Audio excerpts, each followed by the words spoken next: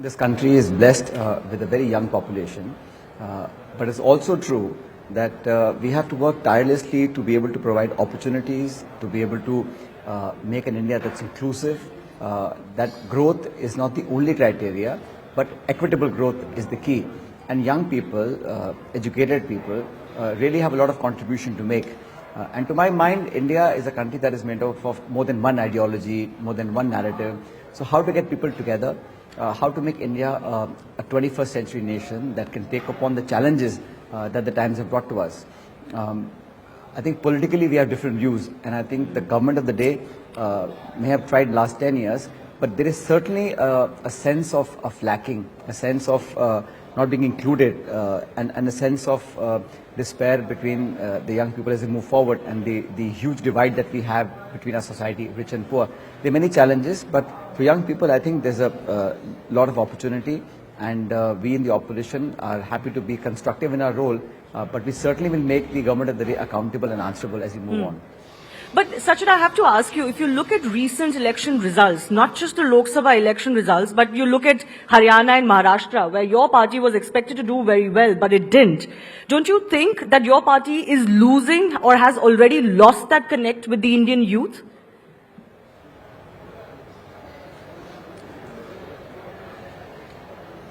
I think that's a very sweeping statement. We have won elections in the past, we have lost some elections, but I don't think one or two wins or losses actually define a political party. We have a commitment to the people of India, whether we've been in government or not. Don't forget, we were in government for 10 years, and now we have been in opposition for 10 years. That's part of how Indian politics plays. But we've remained true to what we feel is our commitment. That is that we must, when I was in government with Dr. Manmohan Singh, we used to work aggressively in being able to provide jobs. I think that's something that this government has miserably failed. And I'm not trying to be critical, but the facts speak for themselves. We have the highest recorded unemployment ever. But the narrative, the media, the perception, the communication tries to hide away all those facts. And I'm not being critical for the sake of being critical. But I believe that as we move forward, India is growing. But are we growing to our potential? Are we able to punch above our weight? Are we doing justice to the tens of millions of educated young men and women who are running from corner to corner, can't find a reasonable job? And not just unemployment. I think underemployment is as much of a problem. So, when you say winning and losing elections, we have won a few states, we lost a few states. But I'm sitting here in Ahmedabad today. We have a party convention, and we once again taken upon the challenge to lock horns in the battlefield. We are ready to face any challenge. Our commitment and our resolve to be able to serve the people, to be able to connect with them, and very soon we are launching a mass contact program, a door-to-door program, to make sure that more and more people are able to connect with the ideology. I have to ask you this. You're talking about, that lag or that lack of opportunity for the Indian youth. It may be a trend that wasn't started by your party, but your party, the Congress party, has also co-opted in the freebie culture. The BJP is also guilty of co-opting in the freebie culture. How do we solve the problem of the young today if all we are willing to offer them are freebies?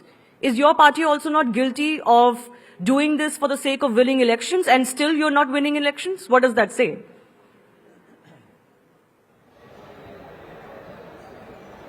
I'm glad you asked this question. And here's my answer to that. My response is very clear. I believe as a state, it is our constitutional responsibility to be able to provide support, resources for those who don't have any. Now, whether it's the US or Europe, everybody has an affirmative program. You have food coupons, you have subsidies, you have all sorts of financial benefits for people who are not in the mainstream. But it should be targeted, it should be monitored. One should not use that as a platform to garner votes. But once you're in government, and I have to take you back, from 2004 to 14, when we had UP 1 and 2, 145 million people were lifted from abject poverty, above the poverty line. So I'm all for supporting and targeted support of all people who need our resources, whether education, health, food subsidy, electricity. I think we owe to those people. But it can't be a race to the bottom. It can't be that I'm giving 200 units and you give 400 units. That's not how it is. And there are many political parties who don't have the governance historical record of delivery. Our party has been in power for a few decades. We've been in opposition. We talk with responsibility. And I can tell you one thing, whatever election promises the Congress party makes, it's done with a thorough due diligence of what the resources are, what we can manage, and what we're able to deliver. There are some people who, who are getting into this competitive game and are promising things which then becomes problematic post-elections. So I'm against that. But I think people who deserve the support and help of the government should get that support. Okay, then let me ask you, your leader, the leader of the Congress party, or the biggest face of the Congress party today, Rahul Gandhi, he's been talking about caste-based reservations. He wants to expand it beyond the 50% limit legally prescribed today. He talks about jitni abadi utna hak, that it should be on the basis of the proportion that one has in population. And the idea is, of course, that the OBCs and others are much larger in population than 50% of the Indian current population.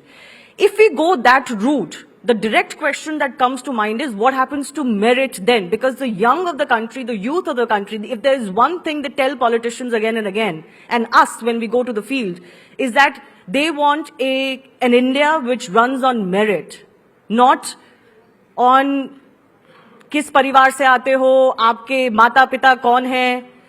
Dynasty, they don't like reservations as much, they want merit. They want to be standing on their own feet. So then I don't understand, how does your vision of what the youth need, go hand in hand with the jitni abadi utna hak, or more reservations than we already have? I think I've understood your question. No, so let me start by saying that I am fully in agreement with you that we have to have a competitive merit-based system in our country. There is no question about it. But on the flip side, if the argument you made, I have only this to say. There are people who have not been able to enter the mainstream, who are on the fringes of our society, absolute fringes, economically, socially, subjugated to centuries of suppression. And when I say, and when the Congress party says we must have a head count, it is only to make sure that we have the adequate budgetary allocations to those sections who need it. After the survey is done, maybe we'll find that some people are getting it, but they don't deserve it. Move that. Be scientific. Unless we know the extent of the population or the geographical area which they inhabit, how do I know how much money to give? And incidentally, you said 50%.